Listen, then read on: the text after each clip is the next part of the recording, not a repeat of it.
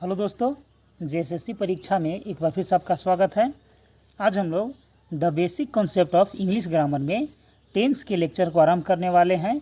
ये जो वीडियो होगा दोस्तों, ये जेएसएससी के किसी भी एग्ज़ाम के लिए पेपर 1 में जो क्वालिफाइंग इन नेचर का इंग्लिश ग्रामर आता है उसके लिए बेहद इम्पोर्टेंट होने वाला है। तो चलिए हम लोग आज के इस टॉपिक में टेंस को आरंभ करते हैं। ठीक है, टेंस। ठीक है, ये हमारा 11वां नंबर का टॉपिक है। अब तक हम लोगों ने कुल 10 टॉपिकों को पहले हम लोग पढ़ चुके हैं। ठीक है, देखिए टेंस हमें समय का ज्ञान कराते हैं। ठीक है, टेंसेस हमें क्या करते हैं कि जो टेंसेस होते हैं वो हमारे समय का ज्ञान कराते हैं कि अभी जो समय चल रहा है, जो बीत गया है या जो आने वाला है। ठीक है, टेंस जो है वो 3 प्रकार के होते हैं। एक होता है प्रेजेंट टेंस, दूसरा होता है पास्ट टेंस और तीसरा होता है फ्यूचर टेंस। ठीक है, प्रत्येक टेंस के 4 भाग भी होते हैं। ठीक है, जैसे कि हम लोगों ने टेंस के 3 पार्ट किए, वैसे ही प्रत्येक जो तीनों पार्ट है उन सभी का 4 पार्ट होता है, जिसमें पहला नंबर पर है इंडेफिनिट, दूसरे पर है कंटिन्यूअस, तीसरे पर है परफेक्ट और चौथे नंबर पर है परफेक्ट कंटिन्यूअस। ठीक है, इस प्रकार प्रेजेंट टेंस को हम लोग क्या कह सकते हैं, प्रेजेंट इंडेफिनिट कह सकते हैं, प्रेजेंट कंटिन्यूअस कह सकते हैं, प्रेजेंट परफेक्ट कह सकते हैं तथा प्रेजेंट परफेक्ट कंटिन्यूअस टेंस कह सकते हैं। ठीक है, तो देखिए हम लोग प्रेजेंट इंडेफिनिट के जो बनाने का नियम है, उसका रूल है, उसके बारे में जानते हैं। इसमें सब्जेक्ट प्लस V1 और V1 के साथ एस या ईएस जुड़ा हुआ होगा, प्लस में ऑब्जेक्ट। ठीक है, जैसे यदि बात करेंगे कि जो वर्ब 1 है उसमें ए से एस कहाँ पास जुड़ा रहेगा, तो देखिए यदि ही सी इट सिंगुलर नाउन आएगा तो उन सभी के साथ वर्ब में एस या एस जो है वो जोड़ा जाएगा दोस्तों। ठीक है, ए से एस जोड़ा जाएगा।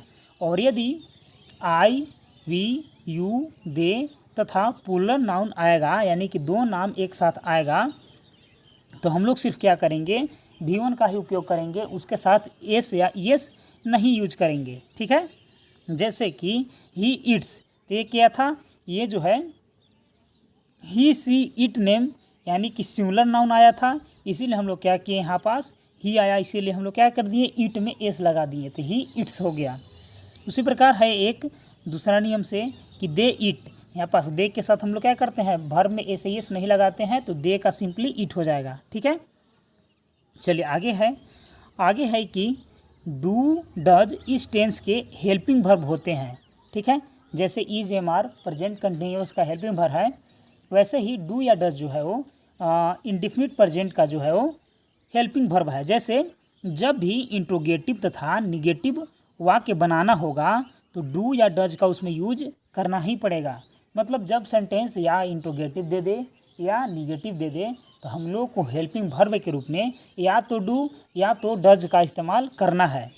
ठीक है, अब डू का वैसे ही इस्तेमाल करेंगे जिसके साथ आई, वी, यू, दे या प्लूरल नेम है तो इसके साथ डू का उपयोग करेंगे, और डज ही, सी, इट तथा सिंगुलर नेम के साथ डज का इस्तेमाल करेंगे। ठीक है, जैसे यहाँ पास है कि वाट सी लाइक्स, तो यहाँ पास डज का इस्तेमाल नहीं है, इसीलिए सेंटेंस गलत है, लेकिन हो जाएगा कि वाट डज सी लाइक, तो ये क्या है, सेंटेंस सही हो जाएगा। ठीक है, आगे है कि जब वाक्य में डज का यूज करें तो V1 में क्या है, एस या एस नहीं लगाना चाहिए। मतलब हम लोग क्या कर चुके हैं कि ही सी इट नेम हो तो डज तो पहले ही इस्तेमाल कर चुके हैं, इसीलिए हम लोग V1 में भी एस या एस नहीं लगाएंगे। ठीक है, क्योंकि ऑलरेडी हेल्पिंग वर्ब के रूप में यहाँ पास उसका इस्तेमाल हो चुका है। जैसे ही डज नॉट लाइक्स टी, यहाँ पास लाइक रहेगा, लाइक्स नहीं रहेगा, क्योंकि हम लोग डज का इस्तेमाल कर चुके हैं। इसका क्या हो जाएगा, he does not like tea. ठीक है, चलिए आगे है कि use of present indefinite tense, मतलब प्रेजेंट इंडेफिनिट टेंस का हम लोग अब यूज देखेंगे कि कहाँ कहाँ प्रेजेंट इंडेफिनिट टेंस का यूज होता है। पहला नंबर पर है कि यूनिवर्सल ट्रूथ के लिए सदा प्रेजेंट इंडेफिनिट टेंस का इस्तेमाल होता है। ठीक है, यूनिवर्सल ट्रूथ के लिए, जैसे में यूनिवर्सल ट्रूथ का एग्जांपल ले लेंगे कि the sun rises in the east, यहाँ पास जो क्या है कि सूर्य जो हो पूरब में उगता है, तो हम लोग हमेशा यूनिवर्सल ट्रूथ के लिए हम लोग यानी कि प्राकृतिक जो सच्चाई घटना है उसके लिए हम लोग प्रेजेंट इंडेफिनिट टेंस का ही इस्तेमाल करेंगे। या my brother told me that sun sets in the west. तो ये भी क्या है, प्रेजेंट इंडेफिनिट का ही है, तो ये भी क्या है, सही है। ठीक है, चलिए आगे बढ़ते हैं। दूसरा नंबर का यूज है डेली रूटीन हैबिट के लिए प्रेजेंट इंडेफिनिट टेंस का यूज होता है।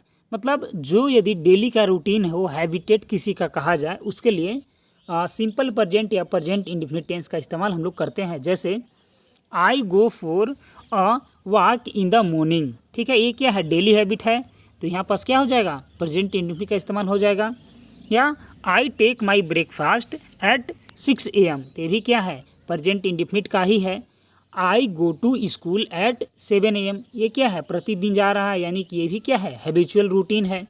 तो इसके साथ हम लोग क्या करेंगे, इन सभी के साथ हम लोग प्रेजेंट इंडेफिनिट टेंस का ही हमेशा इस्तेमाल करेंगे। आगे है newspaper told us about all the events that happen around us. तो अभी तक आप लोगों ने आगे समझ चुका होगा, तो इसमें बता दीजिएगा कि कहाँ पास रॉन्ग है। इसमें देखिए यहाँ पास टोल इस्तेमाल किया गया है, यहाँ पास क्या इस्तेमाल होता, टेल का प्रयोग होता, लेकिन क्या इस्तेमाल हुआ है, टोल्ड इस्तेमाल हुआ है। ठीक है, तो हम लोग क्या करेंगे, टोल्ड के स्थान पर हम लोग टेल का इस्तेमाल करेंगे, तब जाके ये वाक्य जो है वो ग्रामेटिकली सही हो जाएगा। ठीक है, तीसरा जो हम लोग का नियम है वो है पास्ट हैबिट के लिए हम यूज टू का इस्तेमाल करते हैं, तब जा कर के हम लोग प्रेजेंट इंडेफिनिट का इस्तेमाल करते हैं। जैसे कि he use to play football in the childhood. ठीक है, वो बचपन में क्या करता था कि फुटबॉल खेला करता था, तो यहाँ पास क्या हो जाएगा कि यूज टू का इस्तेमाल हो जाएगा। लेकिन यूज टू के पहले हेल्पिंग वर्ब आ जाए तो V1 में क्या कर देते हैं, ING लगा देते हैं। ठीक है, मतलब यूज टू के पहले जैसे कि यदि हेल्पिंग वर्ब आ जाए, फॉर एग्जांपल लेकर के आपको समझाते हैं कि देखिए he was use to playing football in the childhood, तो यहाँ पास क्या आ गया, वाज आ गया। तो जब हेल्पिंग वर्ब आ जाता है तब हम लोग वर्ब में ING लगाते हैं। ठीक है, वर्ब में ING यहाँ पास देखिए लग गया है, वर्ब में ING नहीं लगाएंगे तो ये क्या है, रॉन्ग हो जाएगा।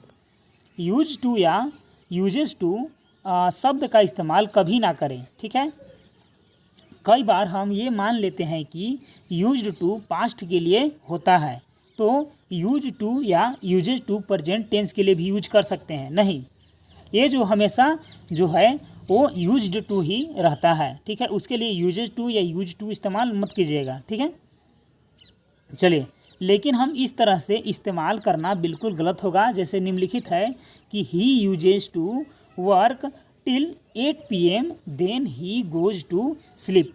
यहाँ पास क्या है, यूजेज हो गया है, यूज्ड हो जाता। ठीक है, USED होता तब ये सही होता, लेकिन यहाँ पास यूजेज दिया है, इसीलिए क्या है, गलत है। चलिए आगे बढ़ते हैं।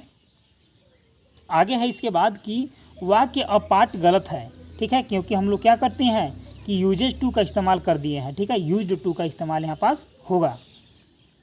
आगे है प्रेजेंट इंडेफिनिट का यूज कंडीशनल मतलब शर्त युक्त वाक्य में भी बनाने के लिए हम लोग यूज कर सकते हैं। ठीक है, जैसे कि यहाँ पास देख लीजिए कि ऐसे में प्रेजेंट इंडेफिनिट के साथ फ्यूचर टेंस को मिक्स कर देते हैं, तब उसमें कंडीशनल यानी कि शर्त युक्त वाक्य को बनाया जाता है। जैसे for example I will bring some new books for you if I go to the market. तो यहाँ पास क्या है कि हम लोग क्या कर चुके हैं, विल का यानी कि फ्यूचर टेंस का भी यहाँ पर इस्तेमाल किए, तब उसके बाद हम लोग क्या कर दिए हैं, सिंपल प्रेजेंट इंडेफिनिट का इस्तेमाल कर दिए हैं। ठीक है, आगे है कि I will bring some new books for you if I will go to market. यहाँ पास क्या है कि 2 बार क्या है, फ्यूचर इंडेफिनिट का इस्तेमाल हुआ, इसीलिए क्या है, गलत है। हम लोग एक बार अंत वाला में क्या करते हैं, हम लोग सिंपल या प्रेजेंट इंडेफिनिट टेंस का इस्तेमाल करते, तब जा कर के सही होता। ठीक है, चलिए आगे बढ़ते हैं। ये भी सही होता, लेकिन यहाँ पास क्या है, विल का वुड हो जाता, तब जा कर के सही होता। ठीक है, चलिए आगे बढ़ते हैं। आगे है इसके बाद कि I will give you some money if you finish this work on time. ठीक है, मतलब मैं तुम्हें पैसा दूंगा यदि तुम यह काम को ठीक समय में पूरे कर दोगे। ठीक है, I will go to Pune if my brother will allow me. ठीक है, तो यहाँ पास क्या है कि यहाँ पास फ्यूचर का जो है वो 2 बार उपयोग हो गया है, दोबारा होता है तो यहाँ पास हम लोग वुड जोड़ा जाता है, लेकिन वुड यहाँ पास नहीं है, सिंपली दोनों में विल है। तो तो ये गलत हो जाएगा। ठीक है, या तो हम लोग विल का वुड कर देंगे या तो हम लोग इसको सिंपल इंडेफिनिट प्रेजेंट टेंस में बदल देंगे। ठीक है, सिंपल या इंडेफिनिट प्रेजेंट में। आगे है I will go to Pune if my brother allows me. ये क्या है, इंडेफिनिट टेंस का इस्तेमाल हुआ है, इसलिए क्या है, ये सही है। ठीक है, तो मिलते हैं दोस्तों प्रेजेंट कंटिन्यूअस टेंस के अगले वीडियो के साथ। तब तक के लिए धन्यवाद।